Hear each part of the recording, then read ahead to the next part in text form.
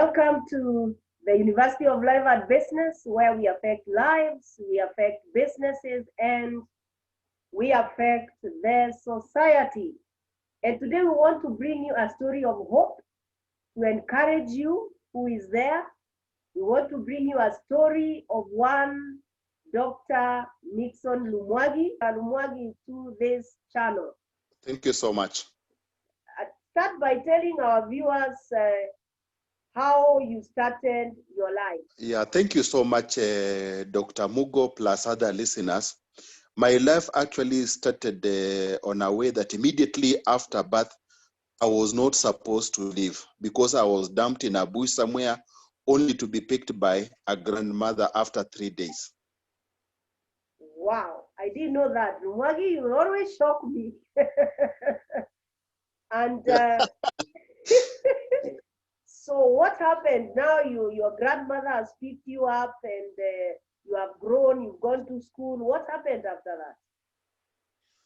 So after that, my grandmother picked me, and then I developed a certain disease. The body was swelling throughout, and then pus was coming out. I was unable to walk, and the funny thing was that immediately I started walking, and I walked at around 5 years. Immediately I started my first stop. That's the time my grandmother, who had taken care of me, passed the same day. Love God, Lumwagi. I think before I even hear the other story, my viewers, when God has something for you, nobody can stop it. Remember, I'm talking to a Dr. Lumwagi, my viewers, who was thrown away, picked by the grandmother. After 5 years, he walked, and the day he walked, his grandmother passed on. What happened after that, Dr. Lumwagi? I started schooling, and of course, my dad had rejected my mother. After the passing on of my grandmother, I was staying with a relative. Then I stayed with a relative. Then immediately I started schooling. I schooled until when I finished my class 8. Then I passed well. Then my stepmother was the one who was taking care of me. So she failed to take me to high school because I was with the father, but he had rejected me completely. He didn't want any responsibilities. So eventually I dropped out of school.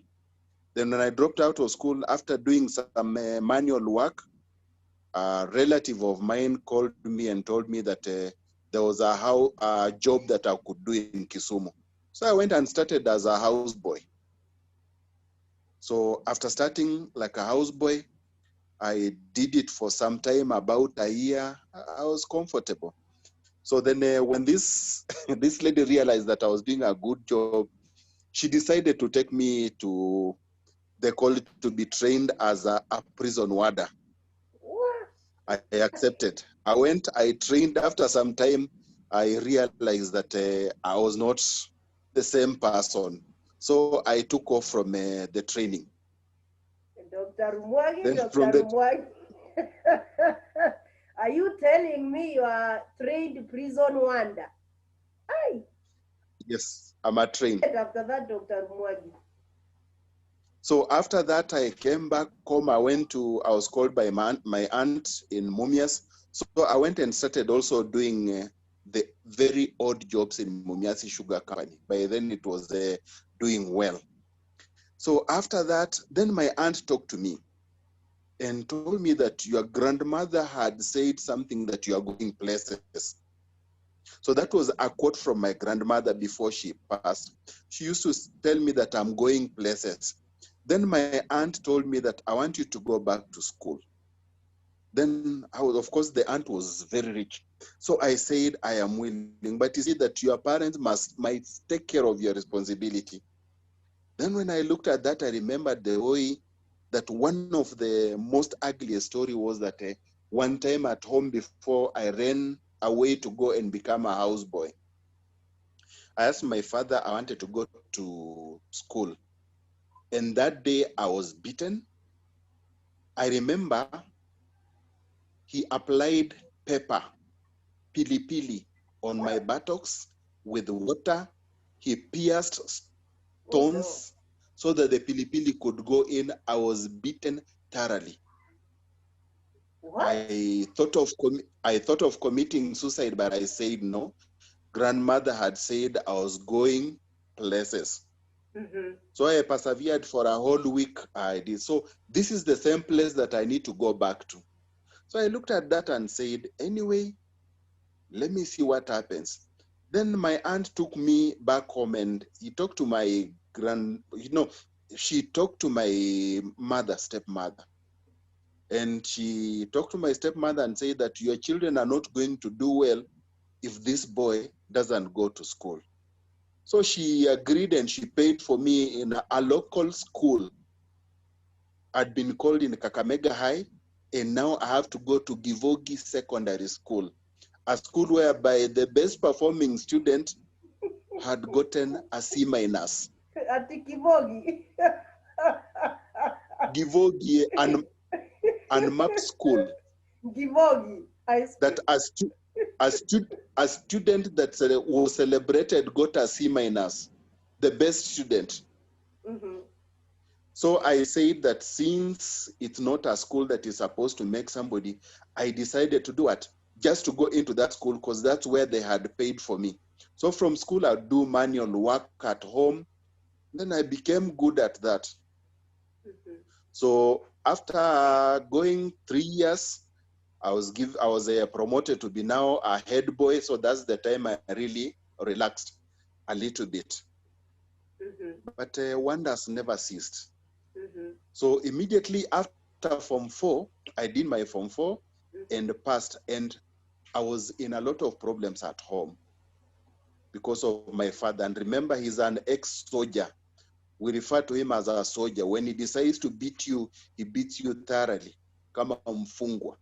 So I did that and said that, and it's okay. So immediately after Form 4, I got a certain church, Bahaula.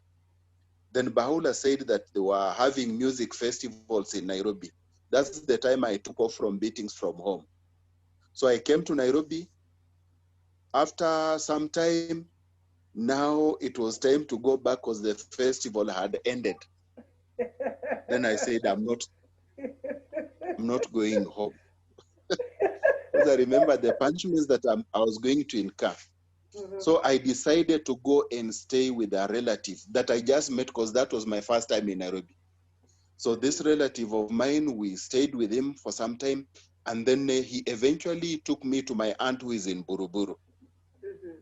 Then my aunt decided to take care of me.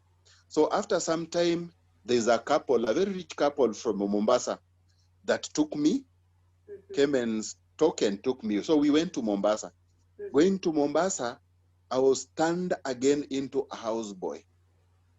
So when I realized that if you can't beat them, you join them. So something came into my mind and told me that what I'm going to do is that I am going to clean this house just the same way I'm going to be cleaning mine. Then washing, because the guy had a fleet of vehicles, 4 vehicles. So I didn't know which vehicle he was using. So I decided to clean the vehicles thoroughly. I polished them. Then the guys got a liking of me. So after some time, as usual, we collided with the wife. It was now the beginning of my problems until I had to take off to go now into a madhouse. And I became a matatu driver in Mombasa. Hey, Daktari. So from Mombasa. You have been a matatu driver? Yes. In fact, even up to now, if I go to Mombasa, if I board matatus, I know all the routes and sometimes they even carry me free. Wow. So after that, I came to Nairobi. And one thing that I can tell people, it's just do good and go your way. There's a man I used to help in Mombasa very much. Anytime he wanted to pay me, I said, no, I don't need any payment. So the guy would buy me either trouser, a good shirt. When I came to Nairobi and I met that person in the streets, the man took me to Sir Henry's and bought me 2 pairs of suits. I gave him my papers, and is the man who got me a job in Kenya Post and Telecommunication. I never bribed anybody. And that time, if you are not from that particular tribe, you'd never get a job. Then when I got my job, I started thinking, my grandmother had told me I'm going places. Then now I thought that was now the best time. I'm actually going places. So when I came, I thought the only way to survive is to get papers. I remember one Professor Kulubi asked him that I've done a wonderful job in the hotel. And he told me, you don't have papers. So I said, I'm going to look for papers. I started with a certificate. I did a diploma. I did another diploma. I did a higher diploma. So when I went back to him, these are papers. He tells me that even if you got 20 diplomas, it's not an equivalent to a degree.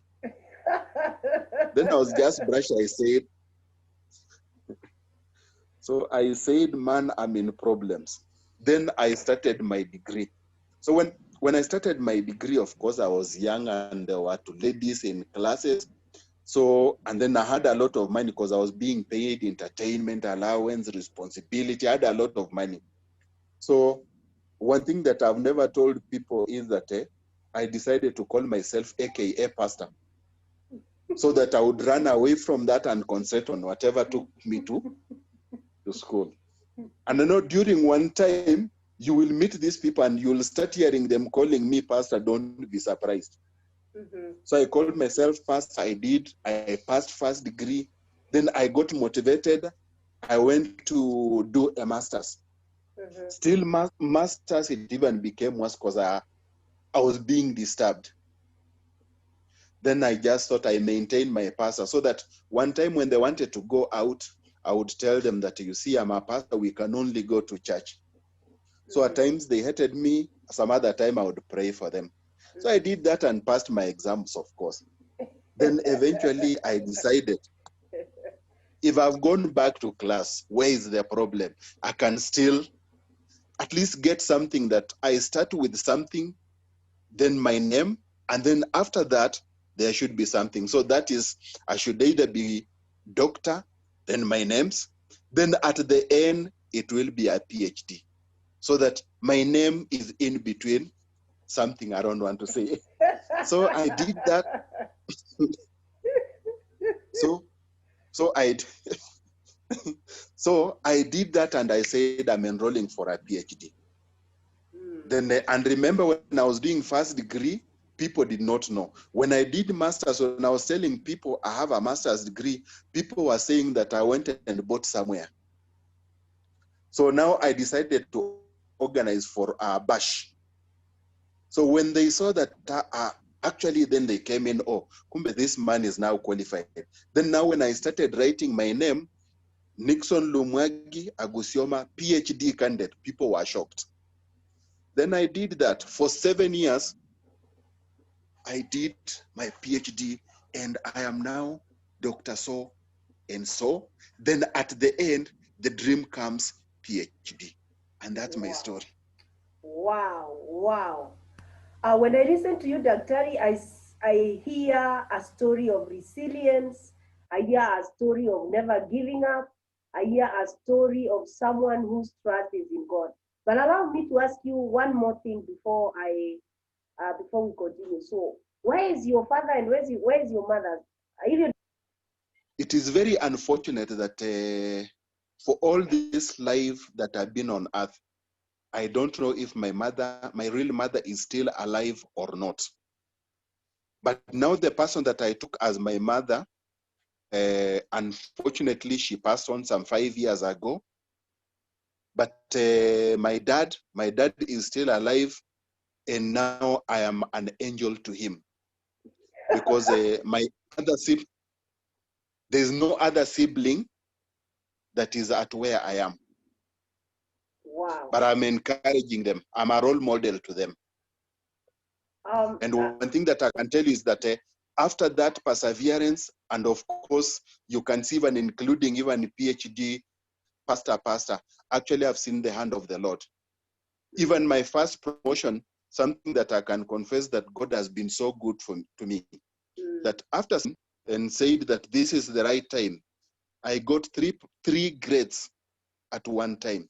From there, I went to the hotel. After the hotel, doing a very good job, I was again now promoted, and then that's how I became to become a lecturer. And there I am. Very soon, I'm publishing books, I'm supervising. The next step is, I know very well I'm going to be a professor very soon. Wow, wow, wow. Wow. Since it's wanted to, or have you ever asked your father where your mother is, or you just decided to let go? No, I actually thought of that since I am going places, and then in the first instance, remember I told you that I was not supposed to leave. And by saying I was not supposed to leave, after going to hospitals, I had been given 4 years to live. The doctors had said that I only have 4 years to live because of the sickness that I had. And the 4 years went, so I thought of going back, and then I have my father. I don't revenge on what he did, but you see, of course, as a human being, you cannot forget. But but right now, if he's sick, I'm the one who is taking care. If he needs everything, I'm the one who is doing everything. So I said that, let me forget about the past. Since I'm still going places, let me focus on the future. Wow, maybe story is coming up in your book. And Yes. when is the launch of the book, and where can the viewers get the book of your story to encourage their lives? That you can come out of anything. When God says yes, nobody can say no. Yeah, that's a fact. On 10th of October 2020, I picked this unique day, 10-10. Then if you double, because God gives you double, you get 2020. So that's why I picked. I'm going to launch that book. And immediately after launching, I am going to go around just the same way I've been doing motivation talks. I am also going to continue encouraging people to get the book so that they can realize that if God is with you, no man can be against you. Amen. Wow, wow. My viewers, you must never give up. This is Dr. Mwagi, who once was a houseboy, a matatu fella, thrown away by his parents, but look what God has done. This is truly the doing of the Lord. What are the key things that you have learned in your life? But one, I've learned to be humble. And then number two, I have learned that if you want something, you must work hard. You must have a vision in life. So then the other thing I've learned is that there are so many distractors, but you must be focused. Then any punishments you go through, it also doesn't matter how many difficult situations you go through. There is always, God creates a way out of that, and you'll only succeed. And then the last thing that I've come to learn all along is that if you do good, you go to church, you do what other people do to church, you help other people, God will always open for you your doors. That's what I've learned in life. Dr. Ruwal, you must be having a very good heart, because allow me to, my viewers, to also speak to parents. You have heard the story of Dr. Lumwagi. You have heard how much suffering he went through in the hands of his own father. You have heard how much he has suffered. He doesn't even know who his mother is. I want to talk to you as a parent. Never ever underestimate what God can do for your child. It doesn't matter how sick your child looks. It doesn't matter how much you don't like the mother. Your child is your child. And God can just surprise you and use that same child to actually get you out of trouble. And for the children, let us emulate Dr. Mwagi, who has seen it good in his heart to forgive his own father. You can imagine your own father putting pepper in your buttocks, my friend.